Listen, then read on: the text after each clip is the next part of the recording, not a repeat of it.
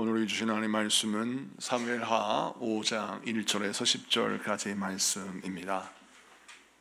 구약성경 사무엘하 5장 1절에서 10절 말씀 우리 같이 보도록 하겠습니다. 페이지 수 470페이지 사무엘하 5장 1절에서 10절 말씀 우리 다 같이 교독하겠습니다. 제가 먼저 봉독합니다. 이스라엘 모든 지파가 헤브론에 이르러 다윗에게 나와 이르되 보소서 우리는 왕의 한 골육이니이다.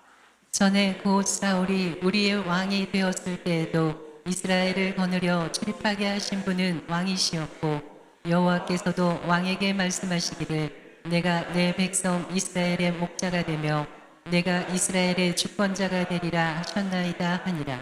이에 이스라엘 모든 장로가 헤브론에 이르러 왕에게 나오매 다윗 왕이 헤브론에서 여호와 앞에 그들과 언약을 맺음에 그들이 다윗에게 기름을 부어 이스라엘 왕으로 삼으니라. 다윗이 나이가 30세에 왕위에 올라 40년 동안 다스렸을 때 헤브론에서 7년 6개월 동안 유다를 다스렸고 예루살렘에서 33년 동안 온 이스라엘과 유다를 다스렸더라. 왕과 그의 부하들이 예루살렘으로 가서 그 땅 주민 여부수 사람을 치려하며 그 사람들이 다윗에게 이르되 내가 결코 이리로 들어오지 못하리라.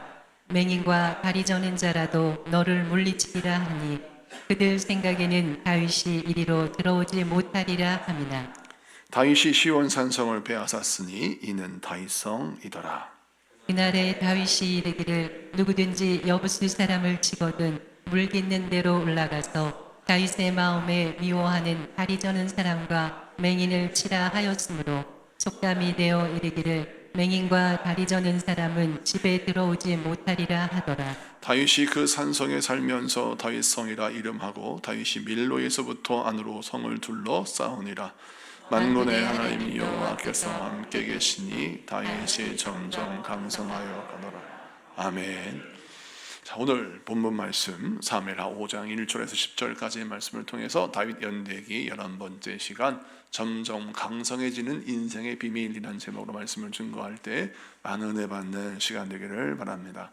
오늘 본문 사무엘하 5장 10절 말씀을 보면 다윗의 인생을 한 줄로 표현하는데 하나님이 함께 하시니 그의 인생이 점점 강성해 가더라 라고 말씀하고 있습니다.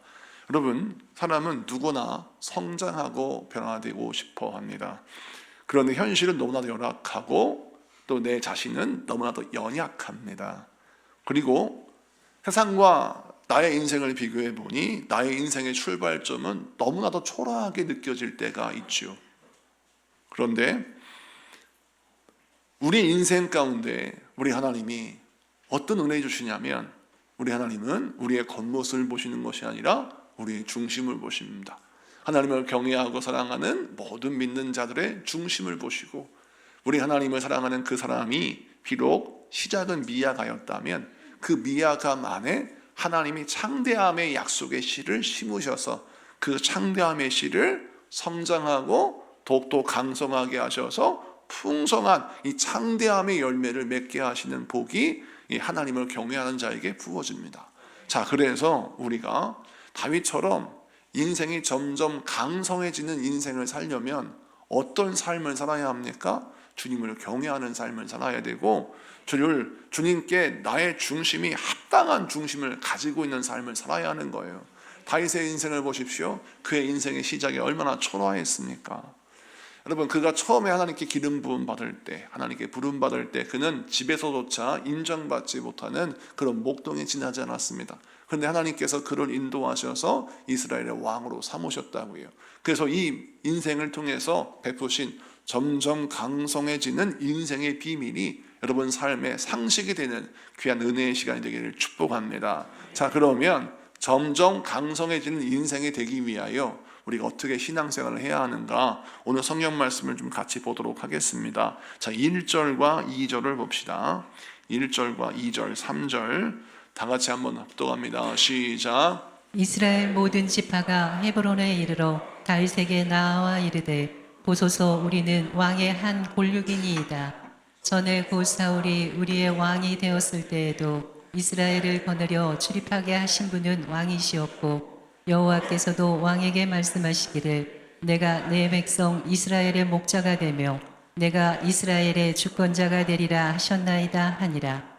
이에 이스라엘 모든 장로가 헤브론에 이르러 왕에게 나아오매 다윗 왕이 헤브론에서 여호와 앞에 그들과 언약을 맺음에 그들이 다윗에게 기름을 부어 이스라엘 왕으로 삼으니라. 아멘. 자, 오늘 말씀 보니까 다윗이 남유대 헤브론에서 유대의 왕으로 7년 6개월 동안 그가 있었을 때 북이스라엘 10개 지파의 장로들이 다윗에게 찾아와서 북이스라엘과 남유대를 통합한 통일 이스라엘의 왕으로 그를 추대하는 장면이 오늘 말씀에 기록되고 있습니다. 여러분, 다윗은 총 3번 기름 부음을 받아요. 보통 왕으로 기름 부음 받을 때 한 번 받는데 다윗은 3번을 받습니다. 첫 번째 기름 부음이 아까 서도에 말씀드렸던 것처럼 다윗이 10대 때 이새의 집에서 막내 아들로 목동에 양을 치는 목동의 삶을 살 때에 사무엘을 통하여 기름 부음 받습니다. 이때 나이가 몇 세냐? 10대인데 대략 성경학자들은 이때를 계산하면서 아마도 14세나 15세쯤 되었을 것이다 라고 추측합니다. 정확한 연수는 알 수 없지만 분명히 10대 중반이었을 것이다 라고 추측하는 거예요. 자, 그때 다윗이 차기 왕으로 이스라엘의 2번째 왕으로 기름 부음을 받습니다. 그런데 그의 인생이 바로 열리던가요? 그렇지 않습니다. 골리앗을 쓰러뜨리고 민족의 영웅으로 라이징 스타로 떴지만 그가 사울 왕의 시기와 질투를 받아서 도망자의 삶을 살죠. 그 도망자의 삶을 또 10년 동안 삽니다. 그래서 그가 모진 고생을 해요. 자, 10년 동안 광야를 방황하고 인생을 살다가 겨우겨우 그가 이제 사울 왕이 죽은 이후에 헤브론에서 왕으로 기름 부음을 받는데 그때 기름 부음 받을 때가 이제 20대 초반인 겁니다. 자, 20대 초반에서 기름 부음을 받아요. 그리고 7년 6개월을 기다립니다. 자, 왜 기다리느냐? 원래는 차기 왕으로 다윗이 예정되어 있지만 사울의 잔당들이 권력을 포기할 수가 없잖아요. 그래서 사울의 잔당들이 누구를 중심으로 아브넬이라고 하는 과거 사울왕과 함께 했던 국방부 장관과 함께 사울왕의 아들을 허수아비 왕으로 세워서 북이스라엘의 사울의 잔당들의 왕국 정부를 세워서 7년 6개월 동안 버티는데 이들이 처음에 출발이 하나님이 세우신 정권이요 하나님이 세우신 권력이었습니까? 아닙니다. 스스로 왕이 되었고 스스로 이 나라의 정부와 나라가 되었습니다. 그렇죠. 하나님이 기뻐하시지 않는 나라잖아요. 그리고 그들의 모토는 무엇이냐면 권력이 중심이에요. 권력을 못 놓겠다는 겁니다. 권력을 차지하고 권력을 중요하게 여기는 사람들이니까 서로 그 권력을 빼앗기지 않기 위해서 이제 서로 의심하고 불신하고 갈등하여서 결국 북이스라엘은 서로 갈등하다가 서로 불신하다가 자멸해 버립니다. 그래서 나중에 7년 6개월이 지났을 때에 다윗에게 찾아와서 이미 정부가 무너진 권력의 진공 상태에 놓여 있는 북이스라엘의 왕권을 모든 주권을 다윗에게 맡기는 장면이 오늘 본문에 등장하는 거예요. 자, 그러면 이 말씀을 통해서 우리 하나님 우리에게 어떤 메시지를 주십니까? 여러분, 다윗이 처음에 하나님께 기름 부음 받을 때가 10대입니다. 피가 끓을 때예요. 얼마나 여러분 그의 마음속에 비전과 꿈이 컸겠습니까? 그리고 역사의 무대에 등장할 때 아무도 쓰러뜨릴 수 없었던 골리앗을 쓰러뜨렸습니다. 이쯤 되면 다윗의 꿈은 정말 컸을 겁니다. 그런데 10년 동안 진짜 모진 고생을 하면서 인생의 밑바닥을 처절하게 경험했어요. 그의 마음 가운데 어떤 상처가 생겼을까요? 여러분, 그가 골리앗을 쓰러뜨릴 때만 해도 강력한 힘을 자랑하는 장군이요 인정받는 스타였어요. 그런데 그가 시기와 질투를 받아서 쫓겨다닐 때 무엇 때문에 쫓겨나왔습니까? 사울왕의 권력을 본인은 가지고 있지 않아요. 권력을 가지지 못한 자, 그 권력의 결핍 때문에 10년을 정말 인생의 밑바닥을 처절하게 경험했다는 거예요. 그러면 다윗의 마음속에 자연스럽게 뭐가 생기느냐? 권력의 결핍으로 말미암아 생겨나는 상처가 남게 되어 있습니다. 여러분, 우리 주변을 한번 돌아보세요. 내 자신을 한번 돌아보세요. 여러분, 돈 때문에 서름당한 세월이 길면 뭐가 여러분 마음속에 상처로 남습니까? 돈이 없는 가난이라는 결핍이 내 인생의 상처가 됩니다. 그러면서 자연스럽게 어떻게 되냐면 그 결핍의 이유가 내 삶의 목적이 되는 경우가 생기게 돼요.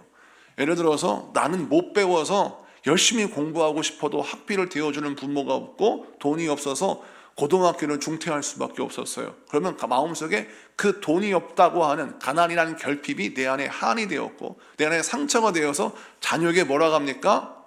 너는 열심히 공부해. 내가 돈을 밀어줄 테니까. 그러면 자녀에게 공부를 강요하죠. 이는 무엇입니까? 나의 결핍이 이제 자녀를 통해서 채워지기를 원하는 거예요. 또 가난 때문에 또 고통당하는 경우는 또 반대로 돈이 인생의 목적이 되는 경우도 생길 수 있는 것입니다. 자, 이렇게 다윗이 권력 때문에, 권력의 부재 때문에 당했던 고통은 10년의 고통입니다. 정말 혈기왕성한 그 20대 시절에 헤브론의 왕이 되었을 때 비로소 나에게 권력이 생겼어요. 비로소 나에게 왕이라고 하는 직함이 생겼어요. 자, 그때부터 어떤 삶이 시작될까요? 이제 이 권력을 가졌으니, 이제 내가 힘을 가졌으니 나를 그렇게 여태까지 괴롭혔던 사울왕의 잔당들을 무찌르고 북이스라엘을 나의 땅으로 만들어야 되겠다라고 하는, 여러분, 의욕이 안 생기겠습니까? 생각이 안 생기겠습니까? 그런데 다윗은 그 피 끓는 열정을 내려놓고, 피 끓는 그 마음의 상처와 한을 내려놓고 7년 3개월, 여러분, 다윗이 30세에 이스라엘의 왕이 되었다라고 말씀하잖아요. 그러면 통일 이스라엘의 왕이 되기 전 7년 6개월, 20대 초반에 헤브론의 왕이 됐는데 과거에 당한 것도 있죠. 그 다음에 여태까지 고생한 것도 있죠. 그러니까 어떻게 보면 보상심리, 내 마음의 결핍을 채우기 위해서라도 북이스라엘을 달려가서 저 허수아비 왕을 죽이고 또 아브넬을 무너뜨려서 이스라엘의 왕이 되는 게 가장 빠른 길이고 가장 똑똑한 길인데 다윗이 전쟁을 벌이지 않습니다. 내전을 벌이지 않습니다. 그리고 7년 6개월을 기다리는 거예요. 자, 이 말씀이 우리에게 주신 메시지는 무엇이냐면, 여러분, 저마다 결핍의 이유를 가지고 있습니다. 우리 모두는 저마다 결핍의 아픔을 갖고 있어요. 그런데 결핍의 이유가 여러분 인생의 목적이 되고 결핍의 아픔이 여러분 인생의 진리의 질서를 무너뜨리는 것이 되어서는 안 되는 겁니다. 다윗의 인생을 보니까 결핍의 이유를 내 삶의 목적으로 삼지 않고 그는 결핍의 이유를 하나님께 아뢰며 하나님께 먼저 구하며 하나님이 인생의 목적으로 그의 인생을 삼았다는 거예요. 여러분, 다윗은 하나님을 나의 인생의 목적으로 삼았어요. 그리고 결핍의 아픔을 하나님께 간구하며 하나님께 치유를 받았습니다. 그래서 다윗의 인생의 목적은 온전히 하나님이었어요. 그러자 하나님이 다윗에게 필요한 권력과 필요한 힘을 허락해 주셨습니다. 오늘 본문에 등장하는 다윗이 세 번째 기름 부음 받은 사건은 다윗이 쟁취한 기름 부음이 아니라 하나님께서 데워지게 하시는 기름 부음이었어요. 북이스라엘 장로들이 피 한 방울 흘리지 않고 그냥 왕관을 준비하고 권력을 준비하고 옥새를 준비해서 다윗에게 갖다 바쳤어요.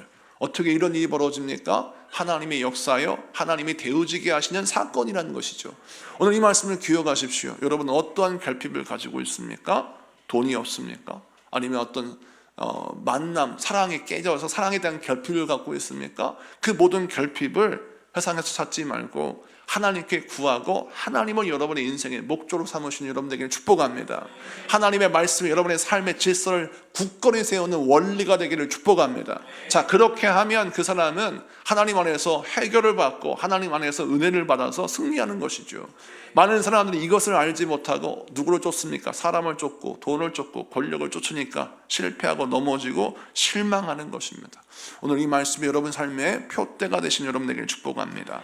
두 번째 말씀을 보니까 다윗이 이스라엘의 왕이 되었어요. 그래서 이제 가장 먼저 정책을 펼치는데 그것이 무엇이냐? 예루살렘을 점령하여 예루살렘을 통일 이스라엘의 수도로 삼는 것입니다. 성경 말씀을 좀 보겠습니다. 자, 6절 7절 말씀을 보겠습니다. 6절 7절 말씀 우리 다 같이 합독합니다. 시작. 왕과 그의 부하들이 예루살렘으로 가서 그 땅 주민 여부수 사람을 치려하매 그 사람들이 다윗에게 이르되 내가 결코 이리로 들어오지 못하리라. 맹인과 다리 저는 자라도 너를 물리치리라 하니 그들 생각에는 다윗이 이리로 들어오지 못하리라 함이나 다윗이 시온 선성을 빼앗았으니 이는 다윗성이더라. 아멘. 자, 7절에 시온산성, 다윗성이라고 불리는 곳은 예루살렘이에요. 예루살렘은 여러 가지 명칭을 갖고 있습니다. 예루살렘, 다윗성, 시온산성, 뭐 이렇게 하나님의 산성, 뭐 이렇게 명칭을 갖고 있어요. 자, 그러면 우리가 생각할 때 예루살렘은 그야말로 거룩한 도시요, 하나님의 나라의 중심이며 다윗이 자기의 산성으로 삼은 요새라고 생각하는데, 그 예루살렘이 왜 여부스 족속의 주거지가 되었을까? 우리가 생각할 때 예루살렘의 위치를 한번 보세요. 가나안 땅의 중심에 있어요. 북이스라엘과 남유대의 가운데 있거든요. 그러니까 예루살렘은 우리나라 지도를 보면 서울쯤 되는 곳이에요. 그러니까 우리나라의 허리가 서울이라면 예루살렘은 가나안 땅의 허리예요. 정말 중요한 요충지요, 반드시 차지해야 할 땅입니다. 근데 그 땅은 초롱성과 같습니다. 웬만해서는 그 성을 점령할 수 없을 만큼 굉장히 험악한 또 요새의 틀을 갖고 있어서 웬만해서는 예루살렘을 넘어뜨릴 수가 없고, 또 여부 사람들은 전쟁에 능하고 여부 사람들은 아주 포악한 사람들이어서 그들과 싸움이 붙으면 성을 무너뜨리는 것도 힘든데 그 성에 살고 있는 여부 사람들도 너무나도 강력한 싸움꾼들이어서 이들과 싸웠을 때 많은 희생을 치러야 하는 거예요. 자, 그러면 가나안 땅을 정복할 때 누가 처음 시작했습니까? 여호수아가 이스라엘 백성들을 이끌고 요단강을 건너서 가나안 땅 들어갔어요. 그래서 여리고를 무너뜨리고 아이성을 무너뜨리고 가나안 땅 중부 지역을 점령하고 또 남부와 북부를 점령하는 차근차근 이렇게 하나님의 역사를 이루어 나갔는데, 중요한 것은 예루살렘을 왜 점령하지 못하였느냐? 예루살렘이 엄청난 대가를 지불해야 하는 초롱성이기에, 만약 예루살렘 전쟁에서 많은 피를 흘렸다라고 한다면 어떤 문제가 생기느냐? 그 다음에 가나안 남부 북부 많은 전쟁을 치루어야 되는데 그때 많이 힘들 수 있는 거예요. 그래서 이제 여호수아가 가나안 땅을 점령할 때 이 예루살렘은 어떻게 했느냐? 후대에게 남겨지는 숙제로 남겨두었어요. 그 당대에서는 이룰 수 없는 꿈이요, 이룰 수 없는 사명이었습니다. 왜냐하면 가나안 남부 북부에 허락되어 있는 가나안 땅의 7족속과 싸워야 되는데, 말이 그렇지 가나안 7족속과 싸우는 전쟁이 얼마나 치열했겠습니까? 그런데 그 7족속과 싸우는 그 전쟁에서 이 여보스 한 족속과 싸우는데 온 힘을 기울이면 나머지 전쟁에 지는 거예요. 그래서 여호수아가 지혜롭게 하나님의 인도하심을 따라서 가나안 땅을 정복했지만 정작 예루살렘은 정복하지 못했다라는 거예요. 자, 근데 그 이 숙제가 후대에 넘겨졌는데 여호수아 같이 걸출한 믿음의 인물이 등장하지 않는 겁니다. 그래서 예루살렘을 점령하지 못하는 거예요. 사울왕의 시대가 되었습니다. 사울왕이 싸움에도 능한 사람이요, 용감한 사람이요, 실력 있는 사람임에도 불구하고 예루살렘을 점령하지 못했던 것은 역시 예루살렘의 지정학적인 이유, 예루살렘에 살고 있는 그 사람들의 강성함, 그들 가지고 있는 힘 때문에 사울이 대가 지불이 두려워서 주저하느라 결국 예루살렘은 알박기한 못된 사람의 땅처럼 그 지역에서, 가나안 땅 이스라엘 나라에서 아무도 접근하지 못하는 초롱성이 되어버린 거예요. 다윗이 이 성을 점령하겠다고 마음을 먹었습니다. 이것은 단지 땅 하나를 빼앗는 것이 아니라 하나님이 우리에게 허락하신 약속이 완전히 성취되기를 원하는 비전을 회복한 것입니다. 하나님이 나에게 왕의 위를 허락해 주셨는데, 나에게 왕관을 허락해 주셨는데, 나에게 권력을 허락해 주셨는데 그걸 가지고 내가 뭘 할까 고민하였을 때 하나님이 이 민족에 허락하신 아직 완성되지 못했고 아직 이루지 못했던 그 약속을 내가 이루리라 라는 각오를 가지고 예루살렘을 점령하겠다라고 한 뜻을 품은 겁니다. 사랑하는 성도 여러분, 우리는 저마다 하나님께 약속을 합니다. 하나님, 내가 이렇게 하겠습니다. 하나님, 내가 이렇게 결단합니다. 모두가 크고 작은 소원을 내요. 그건 하나님만이 아십니다.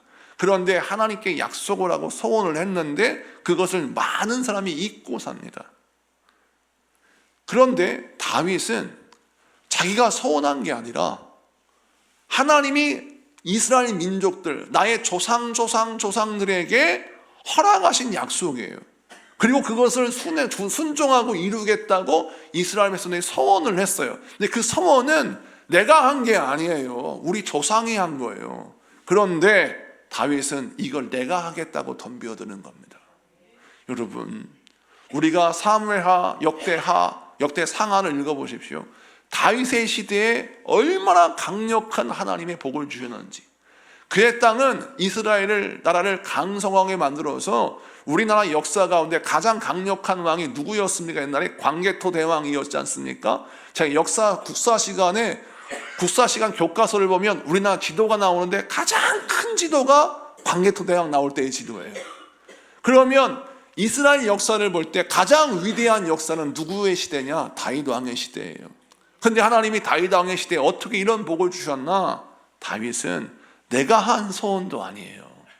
내가 한 약속도 아닙니다. 그런데 이 약속이 내 것입니다. 내가 이것을 감당하겠습니다 라고 덤벼들었더니 하나님이 그의 중심을 보시고 그 소원과 약속을 이룰 수 있는 복을 허락해 주셨고, 예루살렘뿐만 아니라 다른 지역까지, 다른 땅까지, 다른 영역까지 그가 지배하고 다스리고 정복할 수 있는 은혜와 복을 허락해 주셨다는 거예요. 그런데 정작 나는 내가 한 약속도 지키지 못하고 내가 한 소원도 지키지 못하고 늘 그것을 어떻게 하면 안 지킬 수 있을까, 그걸 어떻게 하면 하나님이 잊어버리실 수 있을까를 고민하고 있더라는 거예요. 이 얼마나 출발점이 다릅니까? 우리는 하나님께 소원하고 약속하는 걸 두려워해서는 안 돼요. 왜 두려워합니까? 이미 마음 한구석에 안 지킬 수 있다라고 하는 두려움이 자리 잡고 있기 때문에 그렇습니다. 그래서 절대 결단을 못해요. 이유는 뭘까요? 약속을 못해요. 왜 그럴까요? 감당하기 싫다는 거예요. 자, 나도 감당하기 싫은 인생을 하나님께 맡기는 거예요. 이게 좀 논리가 이상하지 않습니까? 나도 나를 못 믿어요. 근데 하나님한테 뭐라고 하냐면 하나님 믿어달래요. 믿음에 어긋남이 생기는 겁니다. 나도 나를 못 믿어서 하나님께 약속을 못해요. 기도도 결단도 못하고 순도도 결단도 못하고 아무것도 결단을 못해요. 그런데 하나님께 나를 믿어달래요. 나를 복 주시면 내가 이렇게 하겠다고 믿어달래요. 하나님이 뭐라고 하시겠습니까? 네 중심을 봐라. 너도 네 인생을 못 믿는데 나한테 어떻게 믿어달라고 요구하니? 자녀가 부모에게 왔어요. 어머니, 이번 한 번만 나 밀어주시면 제가 하여튼 장사해가지고 사업에서 크게 성공할게요. 그러면 내가 이번에 한번 사업을 밀어줄 텐데 내가 그래도 널 시험해봐야겠어. 아침에 6시에 일어나서 아침에 새벽 예배 드려라. 아니, 아침에 4시에 일어나 새벽 예배 드려라. 그랬더니 엄마, 그건 내가 아침잠이 안 와서 어렵겠어요.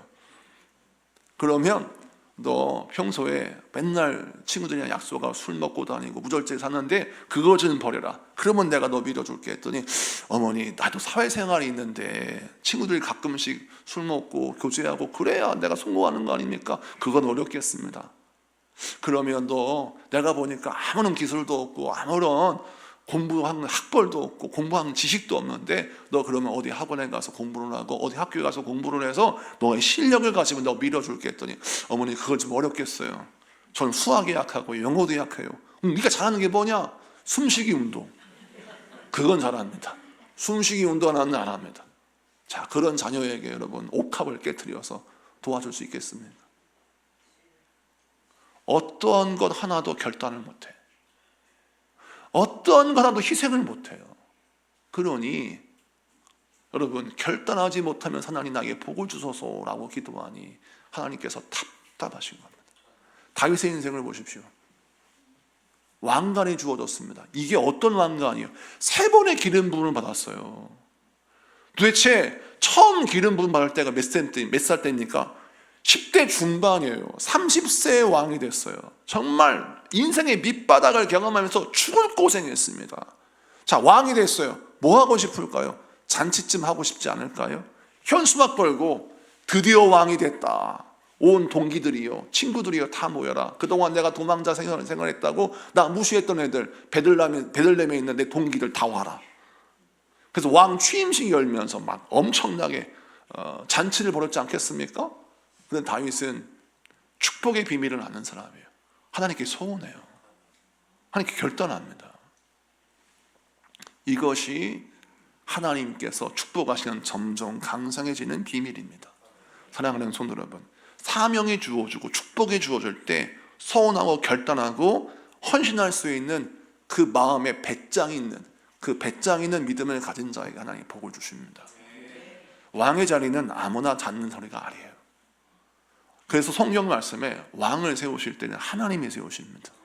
하나님이 왜 왕을 세우실까요? 이유는 왕이 되었을 때 이 왕의 자리가 그 스스로를 파괴하는 자리인지 스스로를 복되게 하는 자리를 하나님이 아십니다. 만약 왕의 자리에 오르지 않았다면 사울 왕은 사실은 그렇게 비극적인 인생을 살지 않을 수도 있었어요. 마치 복권 당첨을 한 사람이 인생을 허랑방탕하게 살면서 인생이 비참해지는 것처럼 여러분, 준비되지 않은 자가 복을 받으면 망가집니다, 인생이.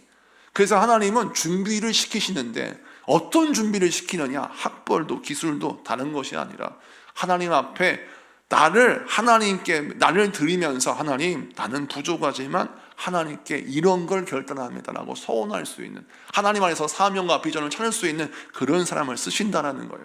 자, 그런데 우리가 생각하세요. 이걸 이룰 수 있습니까? 못 이루는 게 문제예요. 감당이 안 돼요. 마음은 먹었어요. 그런데 내가 체력도 약하고 배운 것도 부족하고 기술도 없고 그래서 늘 넘어지는데 어떻게 하나님 앞에 결단을 합니까? 그래서 우리가 뭐가 필요하냐면 내가 부족하기에 하나님께 무릎 꿇을 수밖에 없는 거예요. 그래서 비전의 사람과 사명의 사람은 끊임없이 무릎을 꿇어요.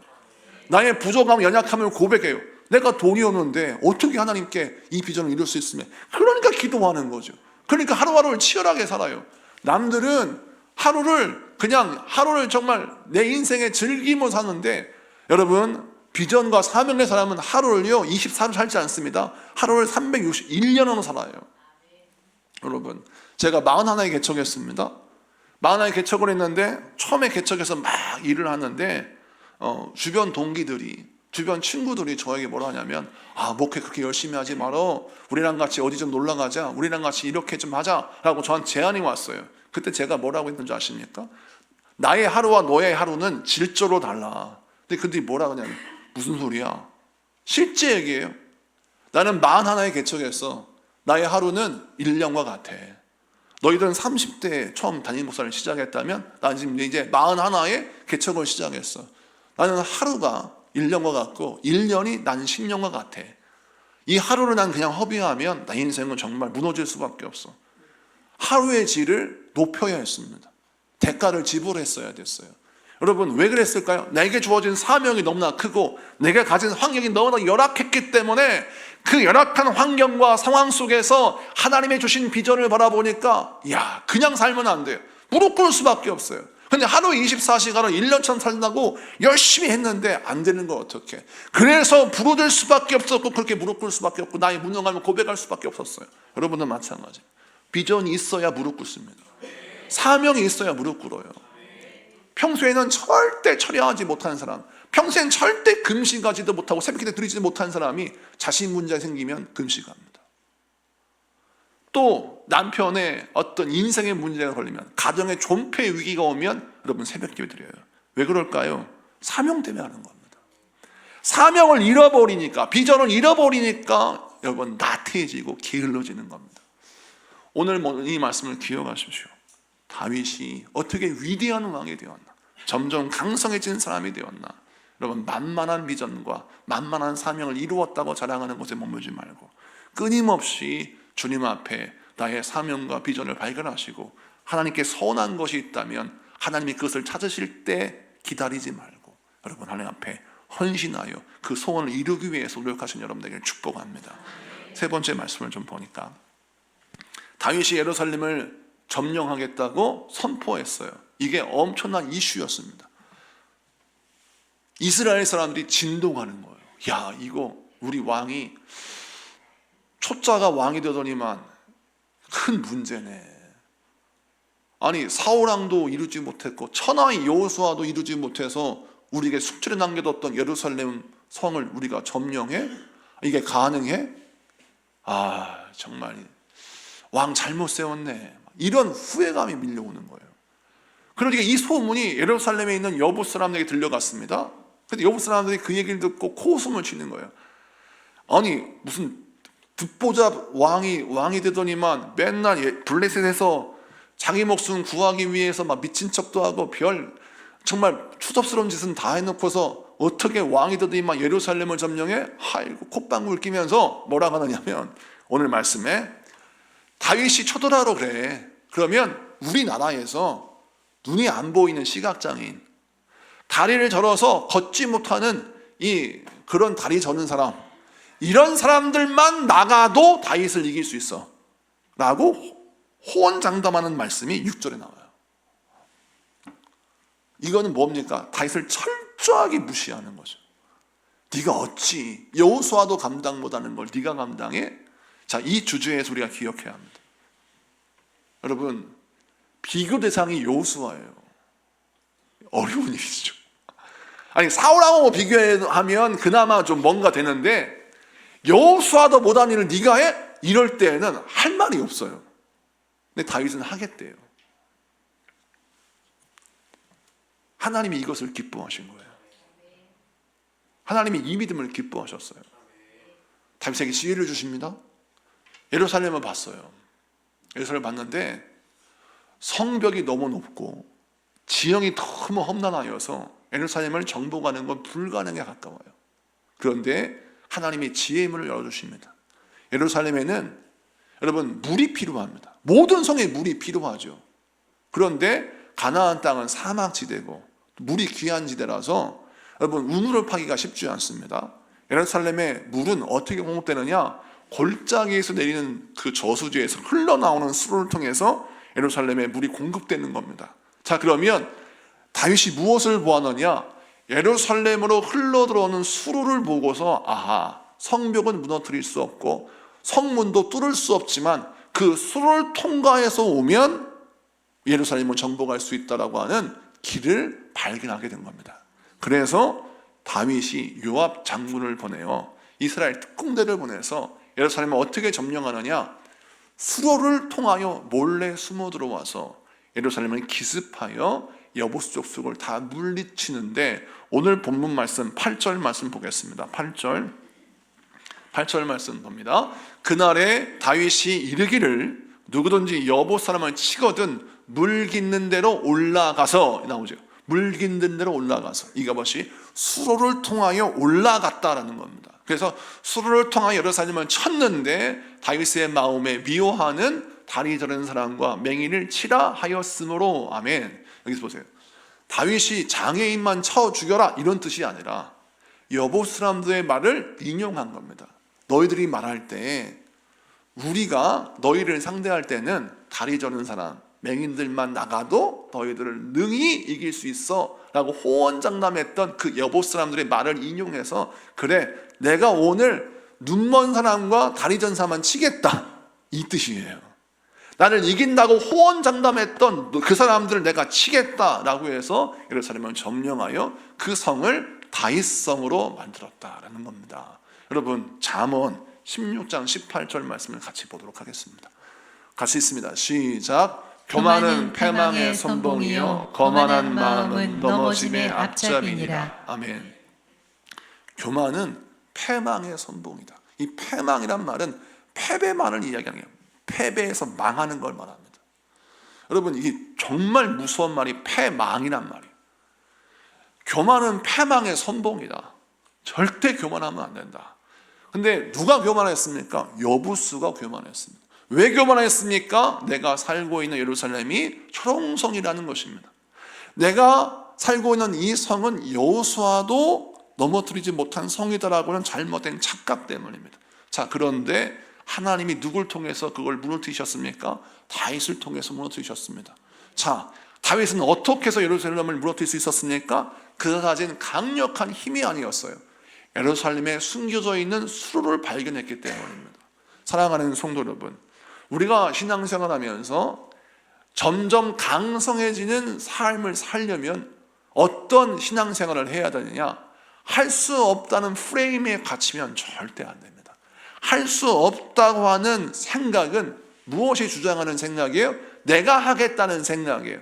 내가 하면 할 수 없어요.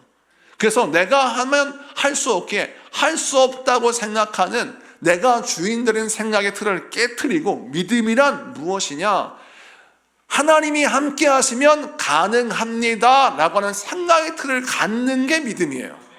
그래서 여러분들은 어떤 믿음을 가져야 하느냐? 하나님이 함께 하시면 가능합니다. 주여, 그 하나님이 함께 하시는 증거를 보여주시옵소서 라고 기도하였을 때 하나님은 예루살렘을 점령할 수 있는 수로를 보여주시는 겁니다. 그 수로가 생각나게 하시는 겁니다.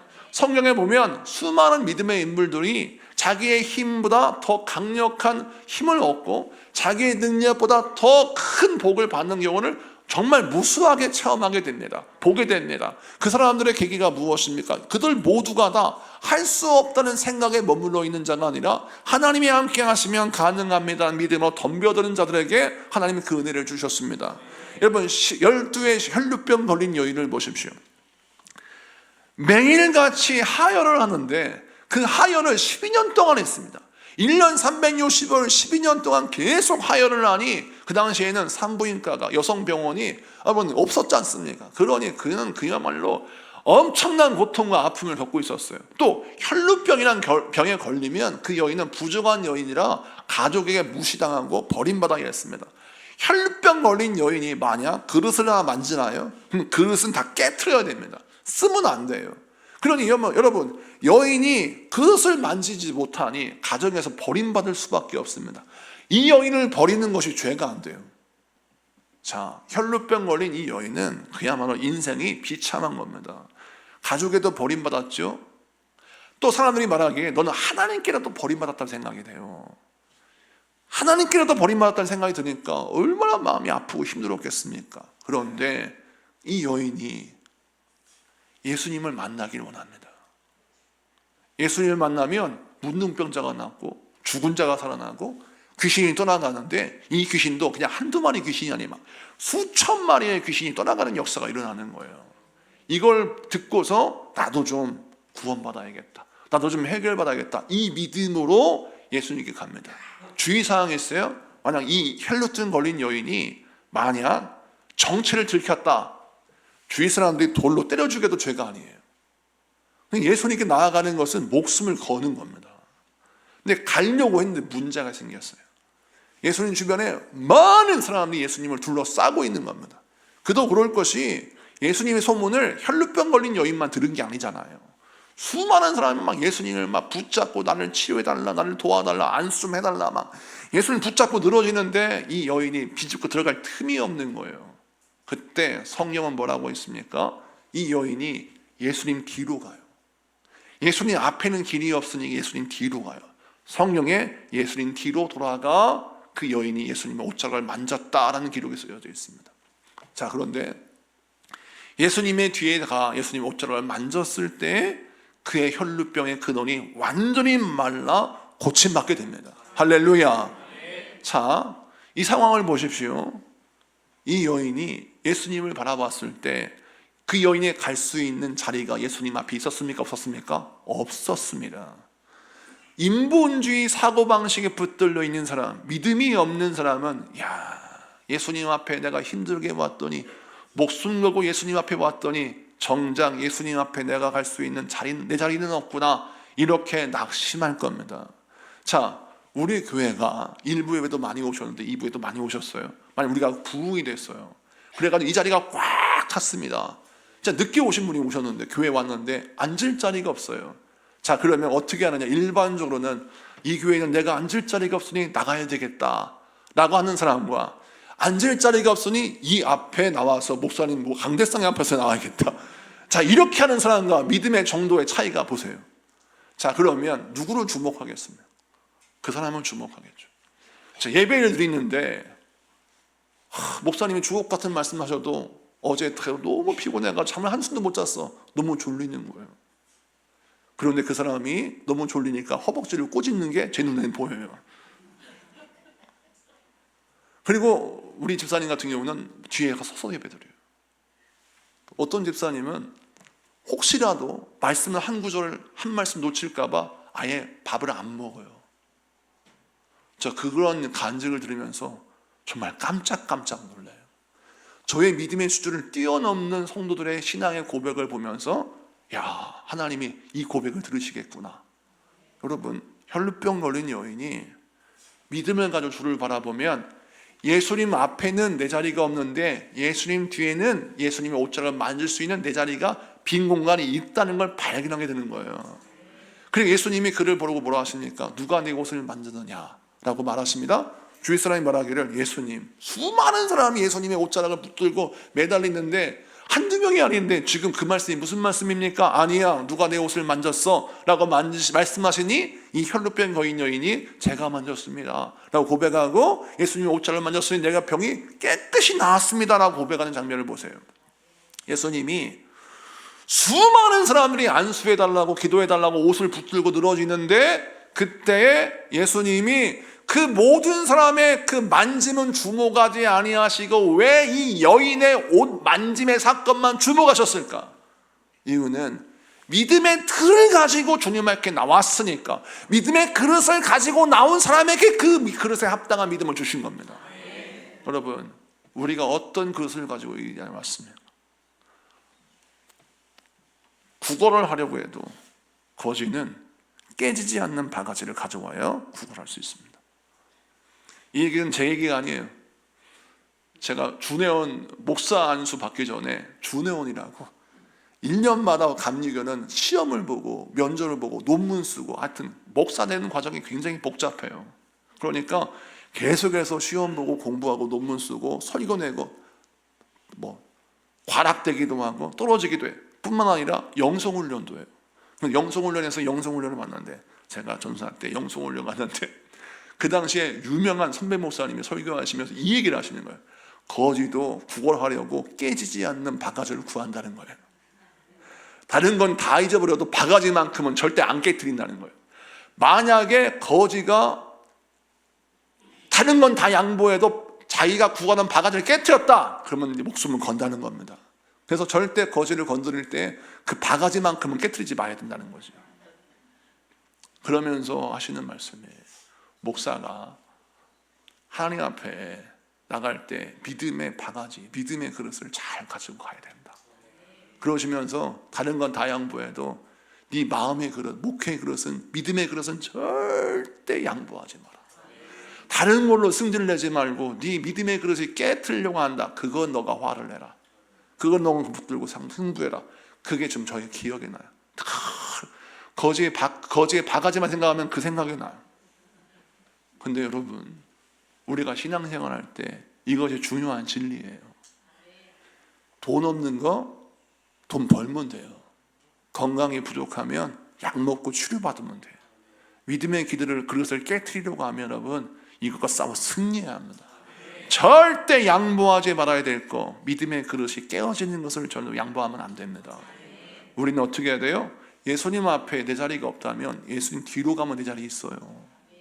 그래서 항상 주님 앞에 나의 가능성을 보고 하나님의 가능성을 보아야 하는 겁니다.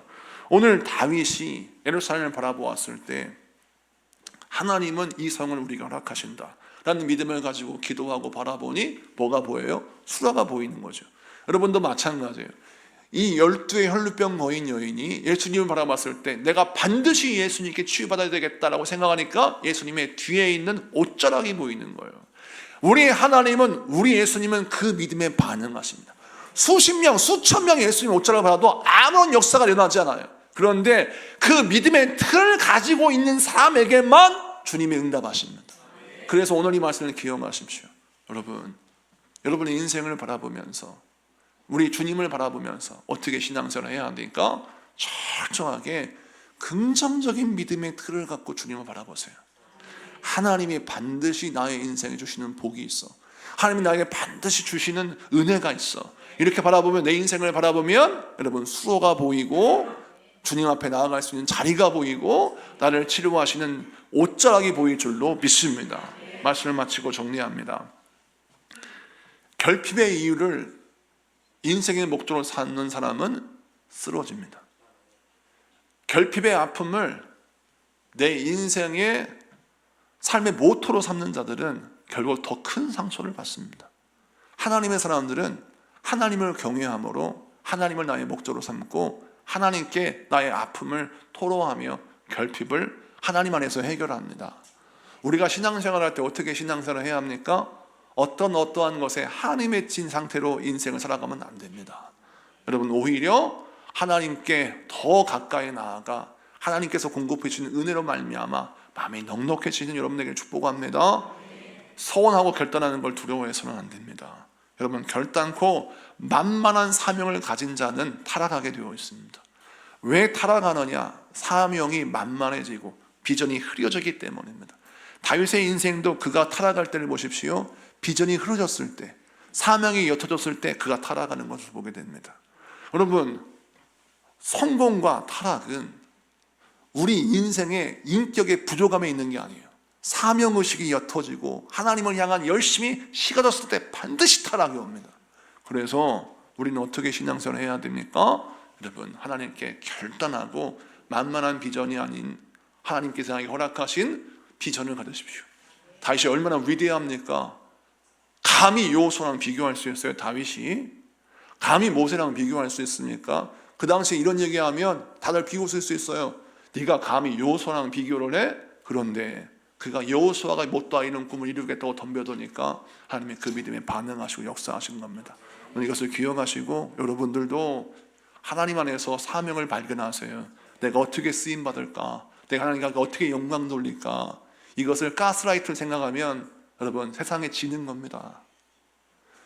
부모님이 자녀에게 네가 나는 사람 노릇하고 잘 사는 게 아빠의 엄마의 소원이야. 그랬더니 아이가 엄마 나 가스라이팅 하지 마요. 나 성공시켜서 나 맨날 용돈 달라고 그러려고 그러죠? 답이 없는 거예요, 그런 사람은. 여러분, 하나님이 여러분의 왜 복을 주길 원하실까? 여러분이 잘 되는 게 하나님의 복인 거예요. 하나님이 기뻐하시는 거예요. 하나님은 천하 만물을 다 가지고 계세요. 천지 우주를 다 창조하신 분입니다. 여러분이 가지고 있는 그 한 줌도 안 되는 그 물질, 하나님이 하루아침에 잿더미를 만들 수도 있고 그 물질을 더 풍요하게 만들 수도 있어요. 돈은 여러분이나 귀하지 하나님은 귀하지 않습니다. 땅도 여러분이 내 땅이라고 구현했지 하나님은 그게 네 땅이니 그러시는 거예요. 내 생명이라 하지만 그게 네 생명이냐? 내가 너의 허락한 선물이지 라고 말씀하시는 거죠. 이것을 기억하시고 여러분, 하나님 앞에 서원하고 하나님 앞에 약속하고 하나님 앞에 결단하는 거 두려워하지 말고 믿음으로 결단하셔서 여러분 인생의 예루살렘을 여러분의 성으로 만드시는 여러분에게 축복합니다. 기도합시다.